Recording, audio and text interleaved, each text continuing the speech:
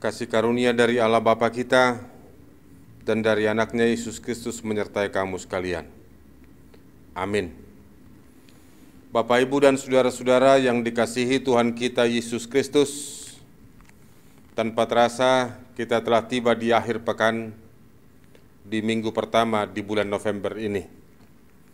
Karenanya sebelum kita melanjutkan segala aktivitas kita, pekerjaan kita, atau kebersamaan kita dengan keluarga kita, dengan orang-orang yang kita kasihi, marilah kita sejenak mendengarkan firman Tuhan sebagai pedoman kehidupan kita, sehingga oleh firman Tuhan iman kita dikuatkan dan kita semakin mempunyai kekuatan dan semangat melanjutkan perjalanan kehidupan kita.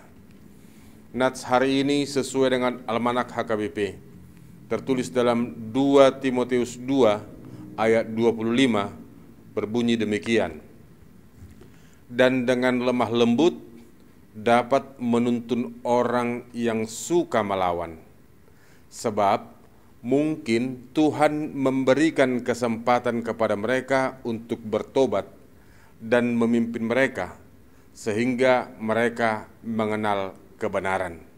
Dalam bahasa Batak dikatakan, marlabo nirohama mamicang akka namangalo, anggiat dilehod debata tunasida hamubaon niroha, laho manada hasit tongan. Demikian bunyinya. Bapak, Ibu, dan saudara-saudara yang dikasihi Tuhan kita Yesus Kristus, seorang ayah yang bijak atau seorang ibu yang bijak ketika berbicara kepada anaknya yang masih kecil, sang ayah atau si orang tua akan menunduk atau mungkin berlutut atau mungkin agak jongkok agar si anak merasa sama tingginya dengan si ayah. Dengan demikian, jarak dan posisi anak dan orang tua sangat dekat. Si anak akan merasa nyaman, itu pasti. Itulah salah satu metode pendekatan untuk mengarahkan dan menuntun seseorang. Sebab ketika sang penuntun datang dengan kuasa, datang dengan power, maka yang dituntun akan merasa seperti diintimidasi. Maka yang muncul bukan proses pembelajaran, tapi yang muncul adalah rasa ketakutan. Karenanya kalaupun dia patuh, bukan didorong oleh kesadaran, tetapi sesungguhnya lebih didorong oleh ketakutan.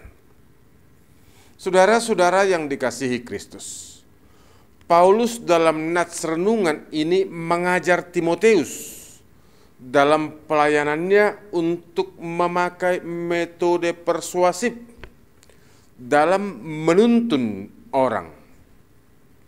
Sebab kita tahu bahwa memang di dalam pelayanan banyak tipe, banyak karakter yang harus dihadapi karena masing-masing mempunyai pola pikir dan perilaku yang berbeda-beda. Itu sebabnya dikatakan rambut sama hitam, tetapi pola pikir atau pikiran siapa yang tahu.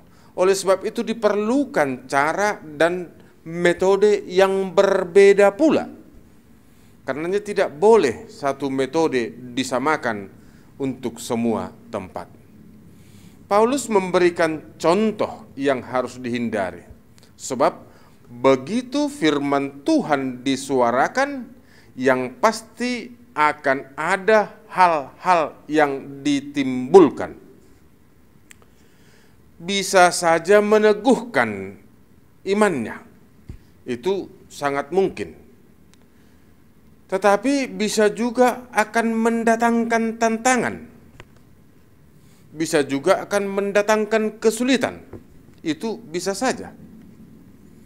Terlebih-lebih bisa muncul pengajar, guru-guru yang tanpa dasar dan tanpa pemahaman yang jelas sudah menjadi pengajar. Itu persoalan dalam gereja mula-mula.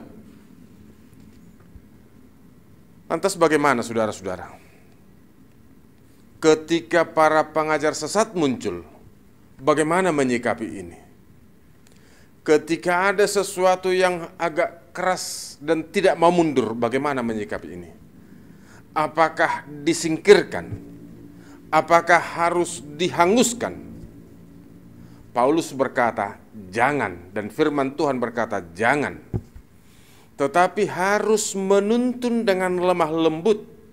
Itu artinya tugas orang percaya adalah mengarahkan, memberi pemahaman yang benar di dalam kesabaran, meluruskan jalan, mendudukkan di posisi atau di tempat yang benar.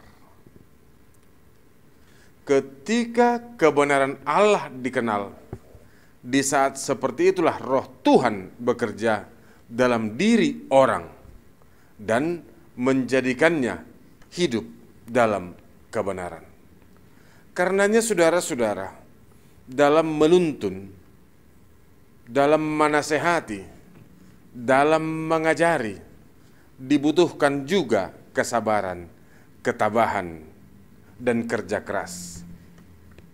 Dan juga ketika berhadapan dengan orang-orang yang sulit menurut kita, yang keras menurut kita, tidak ada jalannya kita harus menjauhkan, tetapi dibutuhkan kesabaran, dibutuhkan kemauan untuk mengubahnya. Ingatlah, mengalah bukan berarti kalah.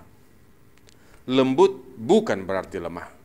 Tetapi di balik itu, ketika kita di dalam kelemah lembutan tetap memberikan nasihat, memberikan penuntun, memberikan tuntunan, maka Roh Tuhan akan bekerja, Roh Tuhan yang akan menyempurnakan, dan kita yakin orang yang akan kita nasihati akan dapat kita menangkan di dalam Tuhan. Karenanya melalui firman ini saudara-saudara, kita mau diingatkan dan dengan lemah lembut dapat menuntun orang yang suka melawan, sebab Tuhan memberikan kesempatan kepada mereka untuk bertobat dan memimpin mereka sehingga mereka mengenal kebenaran.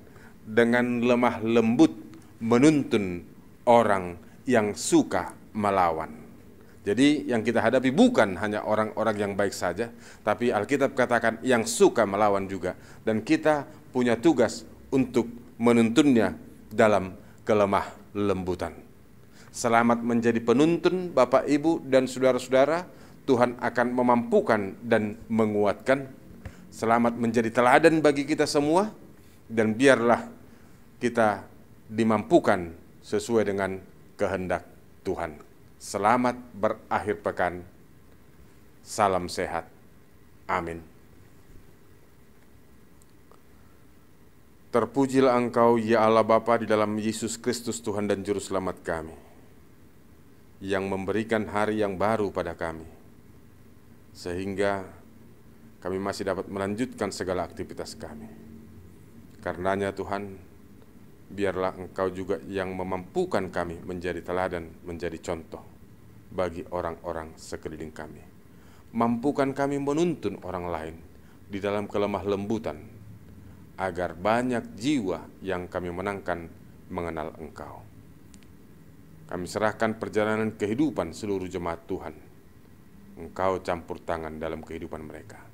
Yang sakit Tuhan sembuhkan, yang lemah Tuhan kuatkan, yang bergumul Tuhan mampukan keluar dari pergumulannya. Di dalam Yesus Kristus kami berdoa dan mengucap syukur. Amin. Horas.